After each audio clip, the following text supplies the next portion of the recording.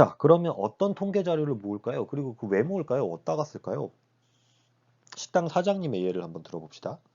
네, 식당 사장님은 먼저 우리 식당 주변에 어떤 사람들이 많이 사는지를 알아야 됩니다.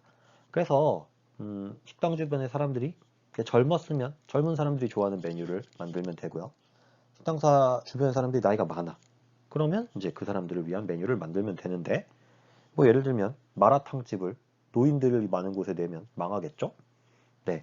그래서 주변에 어떤 사람들이 많이 살고 있는지, 우리 식당에 올 사람들의 나이가 어떤지를 좀 조사해 봐야 됩니다. 그 다음에 손님이 많은 시간대랑 요일 이런 걸 알아두면 좋죠. 예를 들면 수요일 오전에 사람이 없어. 금요일 오후에 사람 많아. 그러면 아르바이트한테 수요일 오전엔 안 나와도 돼요. 뭐 손님도 없는데 알바들만 잔뜩 있으면 안 되잖아요. 마찬가지로 금요일날 오후에는 좀 많아야 됩니다. 그래서 우리 동네 식당들 알아요? 우리 학교 앞에 있는 식당들은 저녁에 손님이 없습니다. 저녁에 손님 왜 없을까요? 지금 뭐 코로나라 그럴 수도 있지만 우리 지역에는 점심은 많이 먹어요. 왜냐면 회사들이 많기 때문에 회사에서 온 사람들이 점심은 먹는데 저녁은 안 먹습니다. 저녁은 퇴근하고 집에 가서 먹어요. 그래서 저녁엔 식당이 굉장히 한산합니다. 그래서 우리 지역에는 점심시간에만 손님이 엄청 많아요. 그런 것도 알아둬야 돼요. 왜냐면 점심에 음식이 빨리빨리 나와야 되잖아요. 저녁엔 천천히 나와도 됩니다. 그래서 점심에는 주방에 사람이 많으면 되고 저녁엔 주방에 사람이 좀 적어도 돼요. 그런 거 알아두면 식당 운영에 도움이 많이 되겠죠. 세 번째는 선호하는 메뉴입니다. 그러니까 어떤 메뉴를 많이 먹는지 알아두면 당연히 재료를 살 때나 꼭 필요하겠죠. 네 번째, 그래서 재료의 가격. 뭐 파가 비싸졌어요. 계란이 싸졌어. 그러면 이제 가격을 변동할 수도 있고 더 받아야 될 때도 있습니다. 뭐 계란이 많이 비싸졌는데 똑같이 받으면 손해를 받으면서 팔 수는 없잖아요. 그리고 이제 마지막으로 주변에 다른 가게들이 뭐가 있냐. 우리 집이 파스타집인데 우리 옆집도 파스타집이고 우리 앞집도 파스타집이고 주변에 막 12개의 파스타집이 있으면 내가 장사가 잘 될 리가 없겠죠.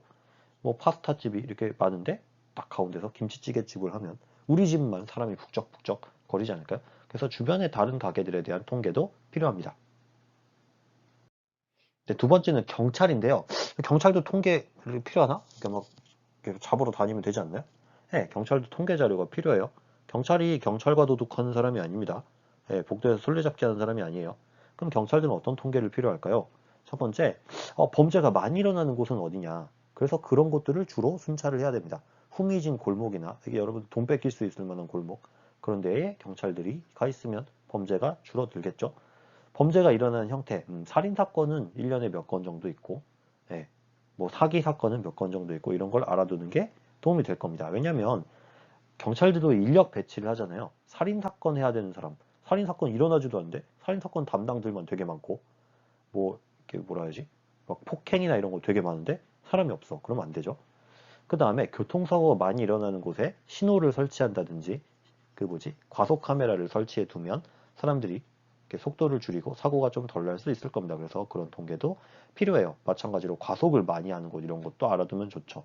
그 다음에 위험에 처해 있는 사람들, 위험에 처해 있다는 게 뭐 이렇게 뭐지? 그러니까 밤에 늦게 돌아다니고 술 취해서 길바닥에 누워있고 이런 사람들이 많은 곳에 있으면 경찰들이 도움을 줄 수 있을 겁니다.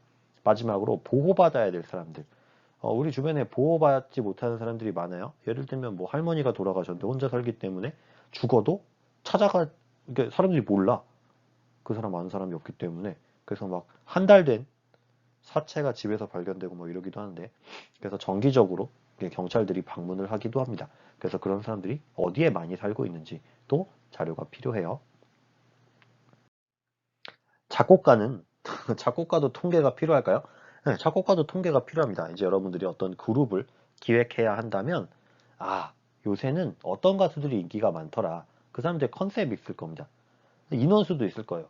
선생님 어렸을 때는 그룹에 사람이 많은 게 짱이었습니다. 막 37명 그룹도 있었어요. 37명가? 13명, 14명이 막 한 그룹이에요. 지금 그렇지 않죠? 한 5명, 4명 정도의 그룹들이 많이 나옵니다. 뭐 한 7명 정도 되는 그룹까지도 있긴 하지만 그 다음에 어떤 장르가 인기 있나? 요새 엄청 인기 있는 거 있죠? 요새는 이것만 나오면 방송 무조건 나옵니다. 요새는 트로트가 텔레비전에 매우 자주 나와요.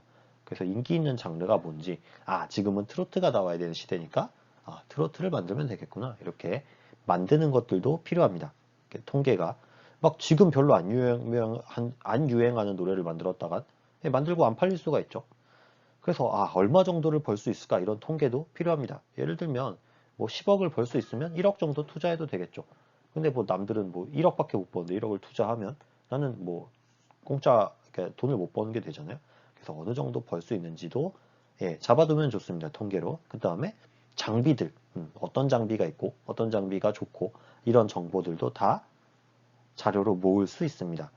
그래서 직업마다 필요한 통계 자료들은 달라요. 그리고 그거를 구할 수 있는 곳도 다릅니다. 이 자료는 여기 가면 있고 이 자료는 여기 가면 있고 그래서 여러분들은 실제로 여러분들이 한번 어떤 직업이 되어서 통계 자료에서 조사를 한번 해보는 일을 앞으로 하게 될 겁니다. 네, 오늘은 여기까지고요. 수고가 많으셨습니다.